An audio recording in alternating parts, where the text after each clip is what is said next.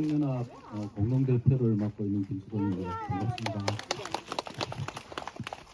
우선 오늘 우리가 그 산불 현장과 그리고 기후 변화 문제 여기에 대해서 같이 현장 강의를 해주실 분을 소개해 드리겠습니다.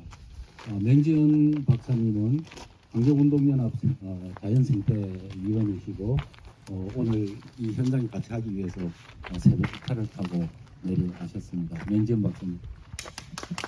안녕하십니까.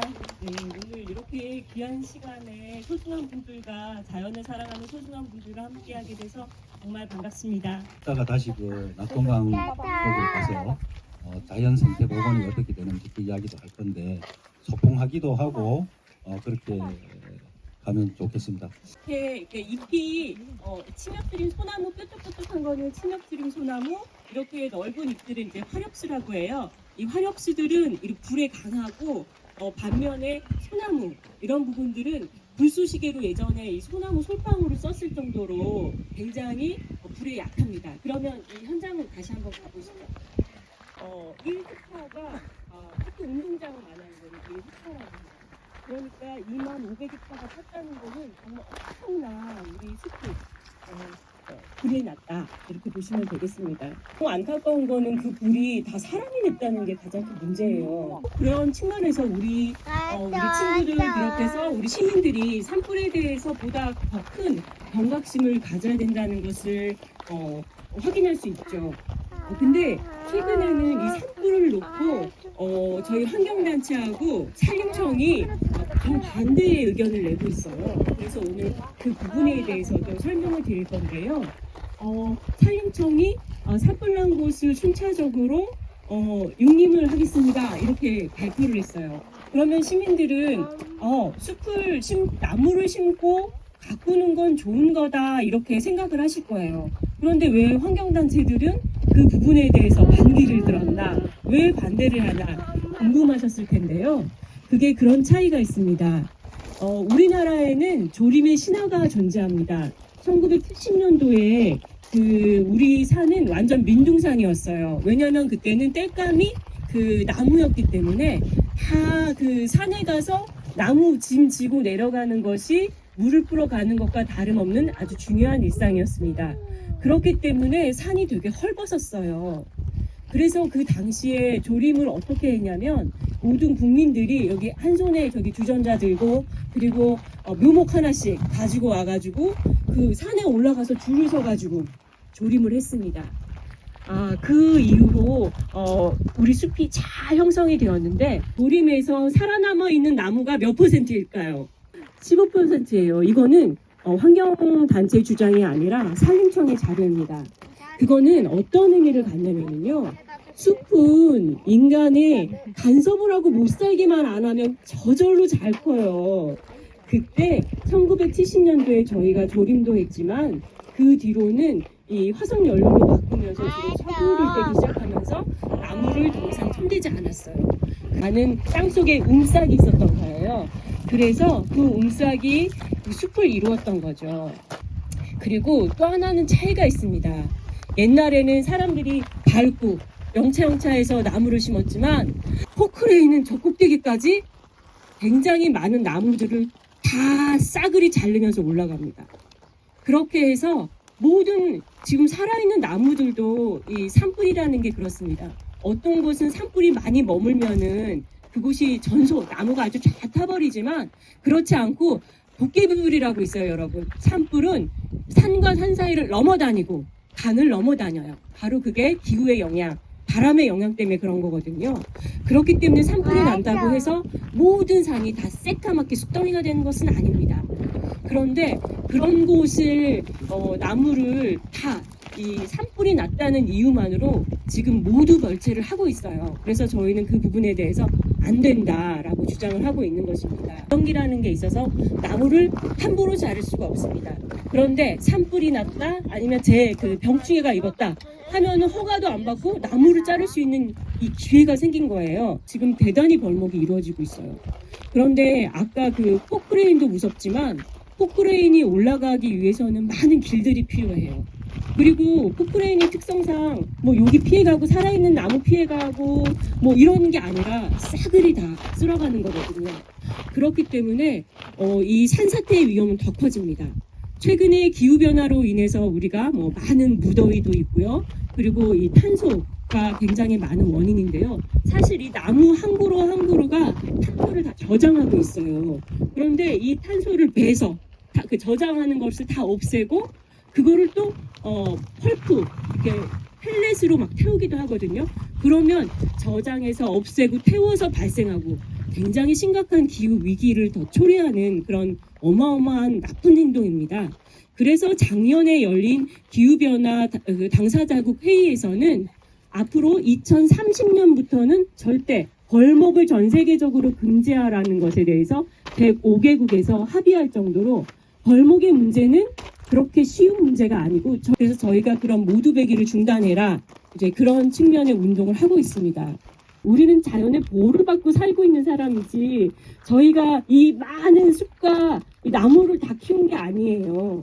지금 이제 우리가 기후변화 때문에 가뭄이며 홍수며 태풍이며 이런 것들이 예전 같지 않아요. 정말 더 무서워졌어요. 그러면 그런 부분들에 대해서 잘 대응을 해야 되는데 지금 그것 때문에 산불도 조금 덜 태울 수 있는 게 더 많이 확산되고 있거든요. 기후변화 때문에. 그리고 또 되게 많이 건조하고. 그런데 그 상태에서 우리가 이렇게 그 몇몇인들의 그런 이해관계가 맞물려가지고 산불이 났다고 해서 무조건 이렇게 막 다 베어버리고 인공조림을 한다면 많은 문제가 있는데요. 실제 그 고성 산불 이후에 우리나라에 176명의 전문가들이 모여서 조사를 했어요. 여기를 다 조사해보니 이게 인공조림이 필요한 곳과 자연복원이 더 유리한 지역을 조사해봤더니요. 그 당시만 해도 81%가 인공복원보다 자연복원이 훨씬 유리하다. 바로 이 화마가 지나갔지만 이 땅 속에 그 나무의 뿌리에는 그 싹과 그 생명력이 살아 있었던 거예요. 그런데 인공복원한 곳과 자연복원한 곳을 비교해 보니까요. 자연복원지보다 인공복원지의 토사 유출이 2,000배가 많았어요. 2,000배. 그리고 여러분 우리가 논밭에 주는 비료가 주요 성분이 질과 인이에요. 그런데 그런 영양 염류가 1,000배 이상이 소실되었어요. 인공복원은. 기후변화가 가시화되면서 올해 만약에 심한 태풍이 온다. 그러면은 우리 이 모두 벌채를 한 이 인공복원지들은 도대체 그 산사태의 피해를 누가 책임질 것인가? 그런 부분들에 대해서 정말 심각한 문제의식을 가지고 있습니다. 그래서 저희는 이 조림 문제에 대해서 강하게 그 반대를 표명하고 있고요. 그리고 이거를 깎게 되면 또 왜 이득이요? 그 나무 파는 사람, 묘목 파는 사람만 이득을 보는 게 아니라요. 지금 우리가 그 임도를 따라서 올라왔어요. 근데 이런 임도가 수도 없이 깔립니다. 왜냐면은 벌목한 나무를 실어 날리려면은요. 임도가 수도 없이 필요하거든요. 지금 굉장히 중요한 기로에 서 있습니다. 올해 우리가 이거를 바로잡지 못하면 계속되는 산불이 있을 때마다 우리 숲은 남아나지 않아요. 그래서 그런 부분들을 지키기 위해서 여기 계신 우리 안동환경운동연합 회원님과 여기 함께 하신 모든 분들이 제일 먼저 그 뜻을 모아주시기 바랍니다. 제 강의는 이것으로 마치겠습니다. 감사합니다. 나무가 손가락만한 나무가 있어요. 저걸 심으면서 어떻게 했느냐 하면은 지금 옆에 나무들이 이렇게 쌀이나무하고 뭐 신갈나무 이렇게 막 굉장히 북나무하고 크게 올라오고 있잖아요. 저걸 심으면서 저걸 다 베냈는데도 저렇게 올라왔어요. 저걸 심어 놓은 나무를 키우기 위해서 옆에 거를 또 다 베낼 겁니다. 예초지를 가지고. 심은 나무를 키우기 위해서 저절로 잘 자라는 나무를 다 베내는 게 우리나라 조림의 현실이죠. 가자! 자연의 강에 저런 습지가 없었는데 이게 인공 구조물 안동댐과 이마댐이 생겨나면서 또다시 그 2차적인 습지가 생겨난 거예요. 이게 4대강 사업을 하면서 여기 강 깊이를 6m 깊이로 준설을 했어. 준설이 뭐냐? 흙을 파낸다. 흙을 파냈음에도 불구하고 자연 복원력은 이렇게 자연이 저절로 이렇게 복원을 합니다. 여기 보이는 숲이 완전히 다 없어졌죠. 없어졌는데 2010년 12년이 지난 지금에 온전하게 다 복원이 됐습니다. 그러니까 22조라는 국민 혈세를 가지고 4대강 사업 강을 살리겠다고 돈을 들여가지고 이런 그 일을 했었는데 결국은 자연이 스스로 복원을 해요. 스스로 모래톱과 갈대밭은 물을 정화를 시켜주는 기능이 있는데 그거를 다 강을 파헤쳐 가지고 정화 기능을 없앴잖아요. 그런데 다행스럽게 이렇게 나무가 다시 그 숲이 복원이 되는 것입니다. 사실은 이 숲도 아까 본래 없었던 거라고 말씀을 드렸죠. 요게 이제 마의 습지입니다. 감동댐이 만들어지고 난 이후에 생겨난 습지. 그리고 산에도 갔다 오고 강에도 갔다 오고 고생 엄청 힘든 줄 아는데 너희들 여기 왜 줄을 서 있니? 석조 비로자나 불자산 비로자나 불은 고대 인도어로 태양이라는 뜻으로 연화장세계에 살며 그 몸은 법계에 두루차서 큰 광명을 내비치어 중생을 제도하는 부처이다. 마의 석조비로자나 불자산은 자는 마의 리의 망천사가 있던 자리에 불상만 남아 오래 세월 방치되어 얼굴 부분이 심하게 훼손되었다. 자 다음. 목은 시멘트도 고정하여 주름이 보이지 않나? 어디까지? 없던 것이 한 3, 40년 전에 생겨나서 10년 전에 저걸 없앴는데 다시 또 자연이 복원이 되더라 하는 걸 그런 걸 또 보여드렸고 이 람사르는 중동 카스피해 연안에 있는 이란의 이제 휴양지 람사르라는 지역인데 1971년에 그 습지 보호를 위해 가지고 각국 나라들이 모여서 습지 보호 협약을 맺은 데가 이제 람사르 협약입니다.